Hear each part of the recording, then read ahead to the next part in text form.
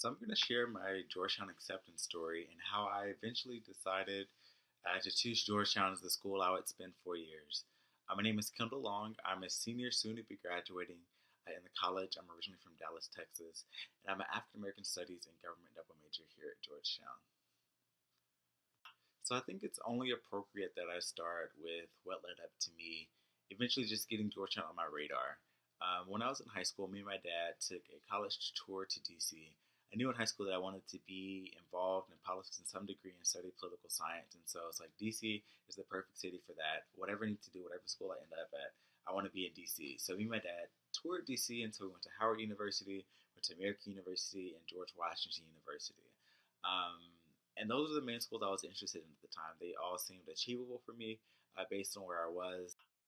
Georgetown wasn't really even on my radar. I knew of Georgetown, but I was like, that is such a reach school for me.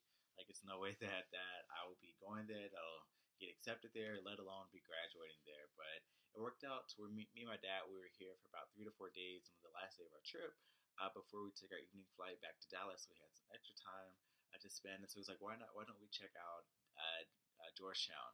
My dad and my mom, both of them, a lot of my family back home, they're big Hoyas fans, and so in the era like John Thompson and Patrick Ewing, and so that was a part of the reason that pushed us to just tour Georgetown for that reason.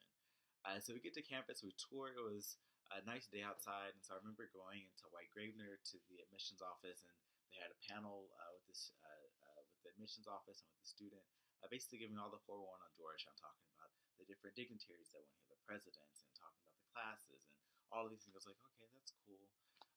That's that. But what really sold it for me was the tour. I won't forget it. Unfortunately, I don't remember the tour guide's name, but it was really a tour that I disconnected with the tour guide, and at the moment, really connected with Georgetown. So we're going around campus and just seeing students out on campus. A lot of them seem like genuinely happy to be here, genuinely enjoying Georgetown. And in that tours, I saw myself as being able to be a student. It was a Wednesday, so it was the farmers market happening outside in Red Square, and so I remember just smelling all of the different foods out there, and I was like, "Wow, I could really be here, just walking around on campus along the front line in front of Healy, learning about the such rich history that was here at Georgetown, from the Jesuit Cemetery by ICC, or the presidential steps in Dalton Quad behind Old North. It was just all of these gems on campus, and I was just in awe of the more and more steps that we could take.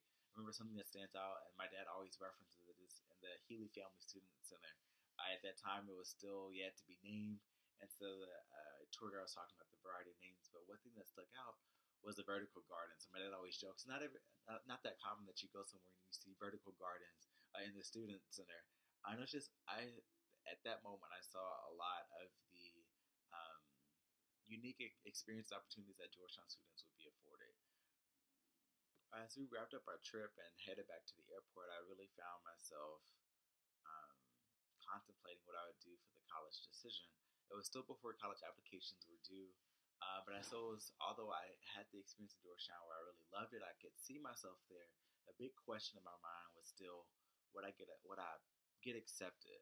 I was very unsure about that. I hadn't done my application yet. I still had pieces that needed to be done.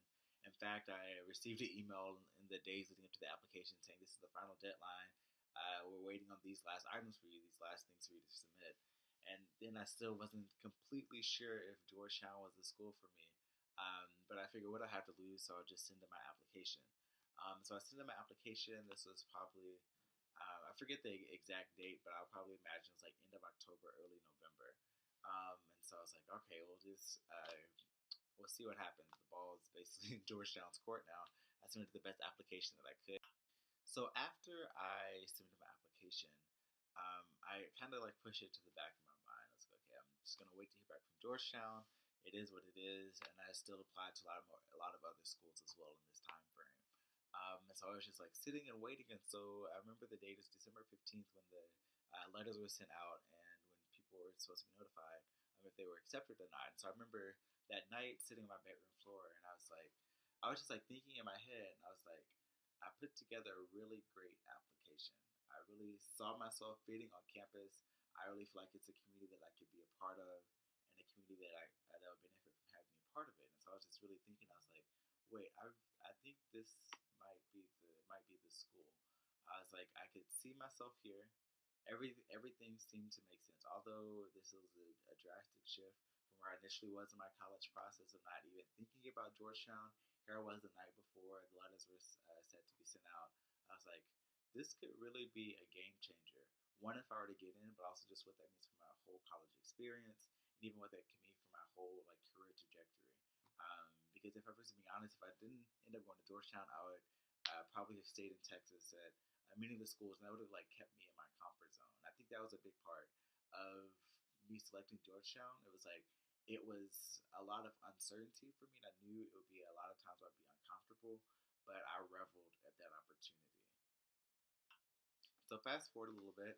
So the letters were sent out. I remember looking at the Facebook page and Twitter pages for the admissions office, and it was saying, "Looking forward to welcoming the Hoyas 2019." I was like, "Oh, okay, fingers crossed." And so fast forward a bit until the day when the letter arrived. I remember getting a text from my dad. He was saying, "You got a letter from Georgetown." And I remember I was in English class. I went to a really small high school. It was about 12 of us in our class, graduating class. We were all in our predominant classes. So I was surrounded by my peers I was graduating with. And my dad's like, you got a letter from Georgetown." I was like, "Uh oh, this is the moment." I was like, "Send a picture of it." And he sent a picture, and it was like the infamous thin envelope. That if you've heard other people talk about the Georgetown acceptance stories, that the thin envelope that the letters come in. And so usually when you get a thin envelope, it's usually you would probably expect, "Oh, we regret to inform you, yada yada yada. We had a lot of phenomenal applicants, yada yada yada. We regret you weren't accepted." So I was like, okay, I mean, it's Georgetown. What can I expect? I have backup schools. It's cool. This was before he even opened it. He's like, "Do you want me to open it?" And I was like, and at that point, I turned to other people in my class. Like, "Oh my god, y'all, my letter, a letter came in from Georgetown today. My dad said it was home." I was like, "What did it say? What did it say?" And then one of my friends actually snatched my phone from me in a very friendly way, and he like replied like, "Yes, open it." And so my dad opened it. He texted back. He's like, "You got in." It was all kinds of exclamation marks, all kinds of emojis. And at that point, me and my entire class went wild. I wish there was like a camera set up so I could record their reaction. But we were jumping around. I really felt supported in the moment. It was like genuine excitement for myself, for my dad, for my classmates, for my teachers.